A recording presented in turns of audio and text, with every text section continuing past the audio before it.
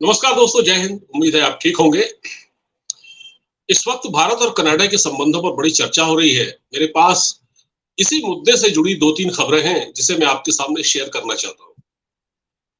जैसे लादेन सिर्फ इंजीनियर नहीं था, वैसे ही निज्जर केवल प्लम्बर नहीं था। आप सुन रहे हैं ना बड़े गौर से? देखिए सुनिए, एक बार फिर से कहता हूँ। जैसे लादेन सिर्फ इंजीनियर नहीं था, वैसे ही खालिस्तानी हरदीप सिंह निज्जर केवल प्लम्बर नहीं था। ये कहा है पेंटागन के एक पूर्व अधिकारी, जिसने बाइडेन को आईना दिखाया है। और हाँ दोस्तों, अब इससे पहले मैं आगे बढ़ूं, आपसे विनम्र निवेदन कि चैनल को लाइक, शेयर और सब्सक्राइब जरूर करें। आप लाइक नहीं करते, उससे चैनल आगे नहीं बढ़ पाता। आप लाइक जरूर करें और इसको शेयर ज्यादा से ज्यादा करें। अब मैं मुद्दे पर आता हूं। जैसा कि मैंने आपको बताया कि अमेरिकी रक्षा विभाग के एक पूर्व अधिकारी हैं माइकल रूबिन। ये अमेरिकी रक्षा विभाग के पूर्व अधिकारी हैं। उन्होंने बाइडेन से कहा है, अमेरिकी सरकार से कहा है, जरा अपनी आंख, कान और सब खोलें, नाक वगैरह सब खोल लें, देखें जरा क्या है। उन्होंने कहा, आप पाखंड न करें। जिस तरह से हरदीप सिंह निज्जर जो खालिस्तानी आतंकवादी है, वो केवल प्लम्बर नहीं था, वो एक खूंखार आतंकवादी था। वैसे ही जैसे उसामा बिन लादेन जो पाकिस्तान के एबटाबाद में छिपा हुआ था, जिसके हाथ लोगों के खून से रंगे हुए थे, वो सिर्फ इंजीनियर नहीं था, वो भी एक टेररिस्ट था जिसने इंसानियत का कत्ल किया। तो माइकल रूबेन ने ये जो कहा है, उससे अमेरिका की आंखें खुलनी चाहिए। क्योंकि ये मैं इसलिए ऐसा कह रहा हूं, ये खबर इसलिए शेयर कर रहा हूं क्योंकि वैसे तो अमेरिका भारत के साथ होने का दावा कर रहा है और है भी, लेकिन फिर वो ऐसा बयान देता है जिसमें वो कहता है कि जो कनाडा में जो जांच चल रही है उसमें भारत सहयोग दे, हरदीप सिंह निज्जर की जांच में सहयोग दे।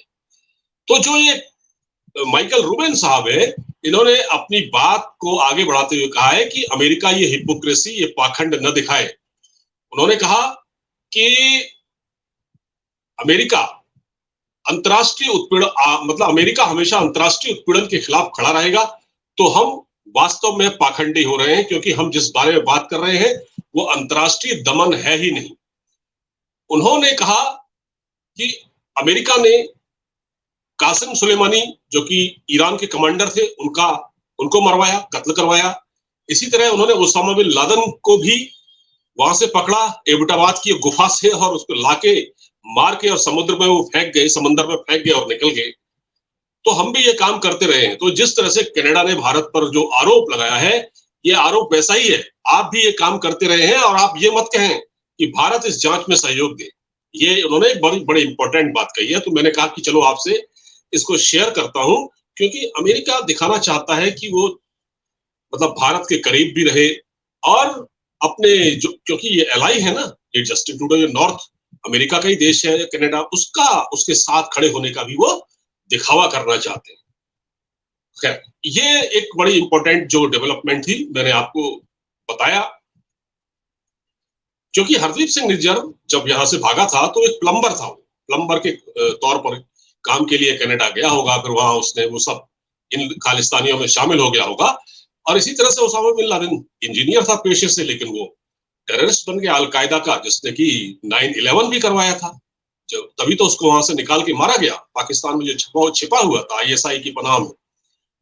अब मैं आपको बताता हूँ दूसरी बात यह है कि जो सबसे बड़ा वो एक आज चर्चा का विषय बना हुआ है, जो पाकिस्तान के जो प्रधानमंत्री हैं अनवरुल हक काकड़। तो काकड़ साहब इन दिनों अमेरिका की यात्रा पर है। और काकड़ साहब क्या है, काकड़ साहब कोई चुने हुए नुमाइंदे नहीं है, कोई चुनाव लड़कर नहीं आए हैं। वो पाकिस्तान की आर्मी के बिठाए हुए उनके प्यादे हैं, ठीक है। और ये वैसे तो ये पश्तून है, पढ़े लिखे आदमी है, लेकिन इनको जनरल आसिम मुनीर का बड़ा खास बताया जाता है। पाकिस्तान में जो गेट नंबर 4 है, जो पाकिस्तान आर्मी का हेडक्वार्टर है रावलपिंडी, गेट नंबर 4 के उसके खास बताए जाते हैं ये, और है भी। तो एक केयर टेकर प्राइम मिनिस्टर के तौर पर इन्होंने शपथ ली। अब केयर टेकर प्राइम मिनिस्टर होता है 6-8 महीने के लिए, उसका काम होता है वो चुनाव कराए और जाए। लेकिन ये जनाब जो है सरकारी खर्चे पर पाकिस्तान की कंगाली को एक तरफ रखकर ये ऐश कर रहे हैं, और ये अमेरिका की यात्रा पर है हफ्ते भर की। और वहां इन्होंने यूएन में संबोधित किया और वहां कहा कि दो चीजें कही इन्होंने। एक तो कहा कि कश्मीर का मुद्दा उठाया उन्होंने, जैसे कि पाकिस्तान एक कश्मीर के मामले में एक आदत है उसकी, तो उसने कश्मीर का मुद्दा उठाया, वहां के बारे में बताया। तो वहां की जो हमारी जो यूएन में हमारी जो आईएफएस ऑफिसर है, जो उन्होंने इसका जो सचिव है हमारी, उन्होंने बड़ा सही जवाब दिया। उन्होंने कहा कि पाकिस्तान एक आदतन अपराधी मुल्क है और वो जब भी यहाँ आते हैं तो वो ऐसे इसी तरह का व्यवहार करते हैं। ठीक है, तो उन्होंने कहा कि ये उचित मंच नहीं है, लेकिन हाँ इतना जरूर है, इस बार पाकिस्तान को बड़ा करारा जवाब दिया गया है। तो जो पटेल गहलोत नाम है उनका, उन्होंने साफ साफ कहा उनसे कि भाई ऐसा है कि आप कश्मीर छोड़िए, आप हमको पीओ के कब खाली कर रहे हैं ये बता दीजिए। आप पीओ के खाली करिए, भारत उसमें घुस जाएगा नहीं तो पीओ के खाली करिए, आप कश्मीर मत रखिए। अनवारुल हक काकड़ को ये जवाब मिल चुका है कि आप यूएन के इस मंच का इस्तेमाल कश्मीर के लिए न करें। उन्होंने कहा कि इस मामले में पाकिस्तान एक आदतन अपराधी जो होता है ना, मैं बताता हूं आपको एक क्या कहा है उन्होंने कि भारतीय मिशन की फर्स्ट सेक्रेटरी और युवा राजनयिक पटेल गहलोत ने कहा कि जब भारत के खिलाफ आधारहीन और दुर्भावनापूर्ण प्रचार करने के लिए इस मंच का दुरुपयोग करने की बात आती है तो पाकिस्तान एक आदतन अपराधी के तौर पर नजर आता है। ठीक है, और फिर उन्होंने ये भी कहा कि सारे इलाके, जो लद्दाख का कुछ इलाका हमारा जो गिलगिट बल्टिस्तान से मिलता है, वो भी खाली करें, और कश्मीर का जो पीओके है वो भी खाली करें। ठीक है, और हमारे ये आंतरिक मामला है और इस पर आप बात न करें, पाकिस्तान को जवाब दे दिया गया है। उन्होंने कहा कि पाकिस्तान का जो रिकॉर्ड है मानवाधिकार के मामले में बहुत खराब है, और आप हमको ये मुद्दा बताएं कि हमें क्या करना है। कश्मीर हमारा है, आप हमको, पीओके हमारा है और आप हमको वापस देंगे। तो ये जो है उन्होंने कहा। इसके अलावा उन्होंने कुछ सुझाव दिए उनको। उन्होंने कहा कि अगर आप 26/11 की जो आप हमारे वहां जो आतंकवादी आपने भेजे हमले के लिए, जिसमें अजमल कसाब था, आपने उनमें से किसी भी आतंकवादी को आज तक सजा नहीं दी क्योंकि आपकी नीयत नहीं थी। आपको डोजियर सौंपे गए, आपने जब एक को भी सजा नहीं दी, चाहे वो मास्टरमाइंड जो घूम रहा है लाहौर में, जो माल रोड पर तकरीरें करता है, हाफिज सईद, उसको रेंजर्स मिले हैं, पाकिस्तान की रेंजर्स की सुरक्षा मिली है। उस पाकिस्तान कहता है ये नॉन स्टेट एक्टर्स का काम है जो हमने नहीं किया। नॉन स्टेट एक्टर्स को सुरक्षा मिलती है, स्टेट एक्टर्स है भाई, तभी तो सुरक्षा लिए हुए हैं। अच्छा, और जनरल मुशर्रफ के जो वीडियो वायरल हुए थे कि हम तो जिहादी भेजते हैं वहां लड़ने के लिए, तो आप इसको कैसे झुठला सकते हैं। अनवारुल हक काकड़ ये सब झूठ बोलकर उस मंच का दुरुपयोग कर रहे थे। और उन्होंने तो जो हमारे जो वहां राजनयिक है, उन्होंने कहा, पटेल गहलोत नाम है उनका, उन्होंने कहा कि अगर भारत ने कहा कि दक्षिण एशिया में शांति स्थापित करने के लिए पाकिस्तान को 3 कदम उठाने पड़ेंगे। नंबर 1, सीमा पार आतंकवाद को रोकना होगा और आतंकवाद के बुनियादी ढांचे को ध्वस्त करना होगा। नंबर 2, अवैध और जबरन तरीके से भारतीय क्षेत्रों में जिस तरह कब्जा किया गया है उनको वो खाली करें, जिसमें लद्दाख के कुछ इलाके हैं, गिलगिट बाल्टिस्तान में जो पड़ते हैं, इसके अलावा पीओके। तीसरा, पाकिस्तान में जो अल्पसंख्यकों के खिलाफ, माइनॉरिटी के खिलाफ गंभीर और लगातार जो अपराध हो रहे हैं, जिस तरह से अभी आपने देखा क्रिश्चियंस के घर को जलाया गया, जारनवाला में, फैसलाबाद में 40 चर्च जला दिए गए, हजारों लोग बेघर हो गए, उस पर पाकिस्तान चुप है। और उसको भारत में चिंता रहती है मानवाधिकारों की। जिसका मानवाधिकारों का रिकॉर्ड खुद इतना खराब हो, वो कैसे भारत पर उंगली उठा सकता है? सवाल तो इस बात का है। तो उन्होंने कहा कि नहीं, आप पहले ये काम कीजिए, तभी आगे आपसे कोई बातचीत हो सकती है। अगर आप इन शर्तों को पूरा करेंगे, हमें मालूम है पाकिस्तान ये सब करेगा नहीं, और बातचीत पाकिस्तान से होने का कोई सवाल ही नहीं है। अच्छा, तीसरी बहुत मजेदार बात जो अनवारुल हक काकड़, देखिए उन्होंने अपनी इज्जत का फालूदा बनवा दिया है, न सिर्फ अपने मुल्क में बल्कि बाहर भी। और ये साबित कर दिया है कि पाकिस्तान के हुक्मरान, चाहे वो फौजी जनरल हो, चाहे वो अपने उनके प्रधानमंत्री हो, चाहे उनके फॉरेन मिनिस्टर हो, आप जानते होंगे एक शेख रशीद हुआ करता था, पाव पाव के बम हम भारत पर फेंक सकते हैं, हमारे पास भी पाव पाव के बम है। अभी तो फिलहाल वो जेल में है भाई साहब, जेल में है। आसिम मुनीर ने हमको ठूंस रखा है जेल में। तो अब आप देखिए वो क्या कह रहे हैं अनवारुल हक काकड़। दो चीजें समझिए उसमें। एक तो उन्होंने कहा कि जो मतलब कनाडा में जिस प्रकार से खालिस्तानी आतंकवादी निज्जर की हत्या हुई है, हरदीप सिंह निज्जर की, उसके लिए वो क्या कहते हैं? देखिए, कहते हैं ना कि दाल भात में मूसल चंद, मतलब जबरदस्ती घुसना किसी मुद्दे पर कि क्या कि निज्जर की हत्या में हिंदुत्ववादी ताकतें इन्वॉल्व है, मतलब हिंदुत्व इसके लिए जिम्मेदार है। अब हिंदुत्व की परिभाषा नहीं जानते, कुछ नहीं जानते, लेकिन उनको मालूम नहीं है कि जो खालिस्तान है उसका खालिस्तान मूवमेंट का क्रिएशन ही पाकिस्तान ने किया। सीआईए है उसके पीछे, माफ कीजिए आईएसआई है इसके पीछे। आईएसआई इसको हमेशा सपोर्ट करती रही और आज भी आईएसआई के कुछ अधिकारी, मुझे पता लगा है कि वो कनाडा में वो सीक्रेट मीटिंग कर रहे हैं ये जो खालिस्तानियों के साथ, और उनको फंडिंग करते हैं। और वो कह रहे हैं कि ये हिंदुत्व वाली विचारधारा है। मुझे बड़ा सुन के अजीब लगा, जिनको हिंदुत्व का एबीसी नहीं पता है वो कह रहे हैं कि हिंदुत्व की विचारधारा है इसके पीछे। क्या कह रहे हैं?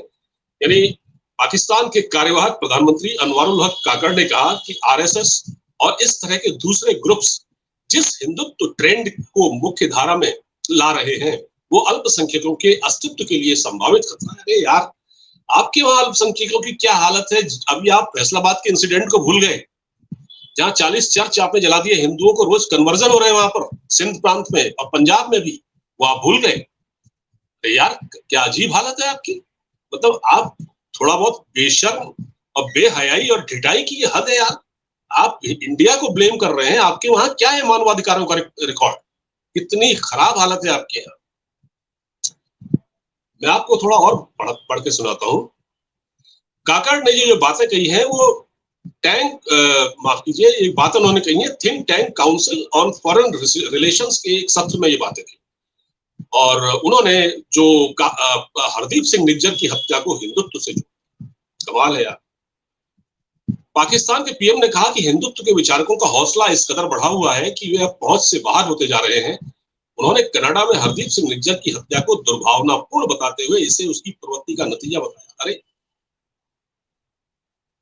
ये मैं पाकिस्तान के चैनल देख रहा हूँ, कई चैनल, और उसमें ये खास तौर से इस मुद्दे को उछाला जा रहा है और कहा गया है पीछे से उनकी एजेंसी की ओर से, उनके डीजीआईएसपीआर जो कि मीडिया को कंट्रोल करता है, उन्होंने सारे यूट्यूबर्स को इसके लिए लगा रखा है। वो रोज भारत के किसी न किसी या तो किसी डिप्लोमेट को बैठा के, और हमारे वहां तो अजीब हालत है यार, हमारे वहां लोग बैठते हैं इनके साथ, अपनी जानकारी साझा करते हैं उनके साथ, और वो मतलब हर रोज कि भारत में ये हो गया, भारत को क्या होगा, भारत के संबंध खराब हो जाएंगे, और ये जो काम हम नहीं कर पाए वो कनाडा ने कर दिया। इस तरह की बातें वहां कही जा रही है मेन स्ट्रीम मीडिया में, यूट्यूबर्स में एक होड़ सी लगी हुई है। यानी ये जो हरदीप सिंह निज्जर की हत्या के बाद जिस तरह से कनाडा ने भारत के राजदूत के खिलाफ, भारत के डिप्लोमेट के खिलाफ एक्शन लिया, फिर भारत ने एक्शन लिया, फिर भारत ने उनका वीजा बंद कर दिया, उसकी भी चिंता है पाकिस्तानियों को। अपने देश की चिंता नहीं है, उनके यूट्यूबर्स को, उनके चैनलों को अपने देश की चिंता नहीं है। सब भूल गए वो भूखमरी, गुर्बत, फटेहाली, दाल, नमक, आटे के दाम, पेट्रोल के दाम, बिजली के दाम सब भूल गए। उनको कुछ याद नहीं है। अब वो सिर्फ कि साहब अच्छा है, भारत को एक्सपोज कर दिया कनाडा ने। आप देखिए, ये तो हालत है पाकिस्तानी मीडिया की। मैं क्या बताऊं, कभी कभी बड़ा तरस आता है, बहुत तरस आता है सबको देख के। और कह रहा है पाकिस्तान का पीएम कि वो काकड़, अनवारुल हक काकड़, वो कह रहे हैं उन्होंने भगवा भाईचारे की तुलना नाजी भाईचारे से करते हुए दोनों को एक जैसा बता दिया। उन्होंने कहा कि वो किसी को आरोपी नहीं बना रहे। अरे सब कुछ तो कह दिया आपने, कहा नाजी भाईचारा, ये सब आप कह रहे हो। आपके वहां कम जुल्म है यार, आपके वहां क्या नहीं होता है? और आप भारत से कहते हो आपके वहां अल्पसंख्यक क्या सुरक्षित है आपके यहाँ? किस तरह की बातें ये लोग करते हैं, कितने मूर्ख और ये लोग कितने जाहिल हैं, ये लोग कैसी बातें करते हैं। कुल मिला के ये है। अच्छा हाँ, एक और है वो जलील अब्बास जिलानी, वो विदेश मंत्री है आजकल इनका, वो भी केयर टेकर विदेश मंत्री है। तो केयर टेकर प्राइम मिनिस्टर और केयर टेकर विदेश मंत्री दोनों सरकारी खर्चे पर अपने लाव लश्कर के साथ अमेरिका में पड़े। वो भी कह रहा है, वो कहता है हिंदुत्व का जन्म पाकिस्तान में। तो तो पाकिस्तान का जन्म कहाँ हुआ? भैया ये इस तरह की बातें कर करके हम तो भारत से बातचीत करना चाहते हैं, भारत हमसे बातचीत नहीं करना चाहता।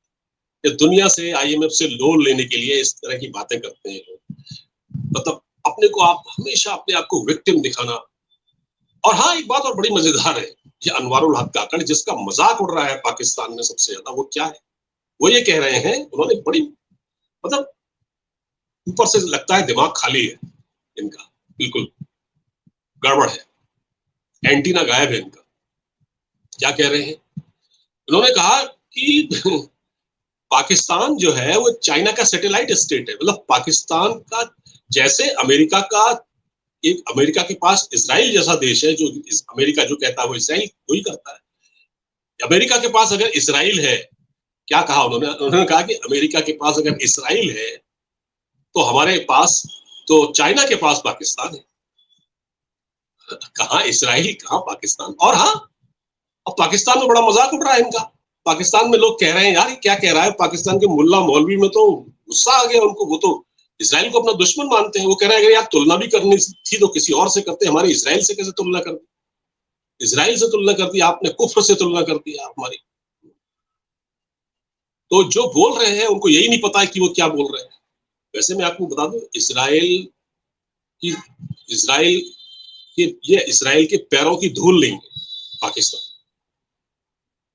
इजराइल बहुत तरक्की कर चुका है, इजराइल की वहां प्रॉस्पेरिटी है, इजराइल पता नहीं क्या क्या बनाता है, ऐसी ऐसी चीजें इजराइल ने बना दी हैं आप सोच नहीं सकते।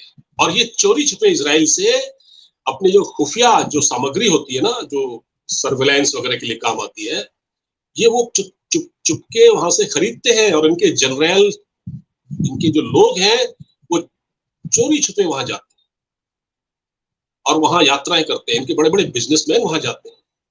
और एक बात और सुन लीजिए कि अभी पिछले दिनों पाकिस्तान के कुछ मजदूर जिनको नौकरी नहीं मिल रही थी वो इजराइल चले गए।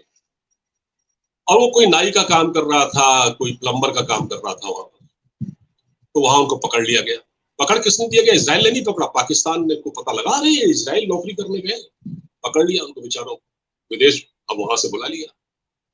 और खुद ये लोग वहां चोरी छिपे जाते, खुद वहां चोरी छिपे जाते हैं, उनसे हथियार लेते हैं, सब कुछ लेते हैं, लेकिन उसको अपना दुश्मन मानते हैं। ये कितने पाखंडी लोग हैं।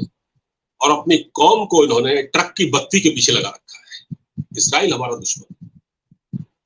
और आज कह रहे हैं अनवारुल हक काकड़ कि जैसे अमेरिका के पास इजराइल है वैसे ही चाइना के पास पाकिस्तान है। पाकिस्तान, चाइना भी शर्मा रहा होगा ये सुनकर कि पाकिस्तान मेरे पास है। पाकिस्तान उस पर बोझ बन चुका है। पाकिस्तान ने उसका सीपैक तबाह करके दिया है।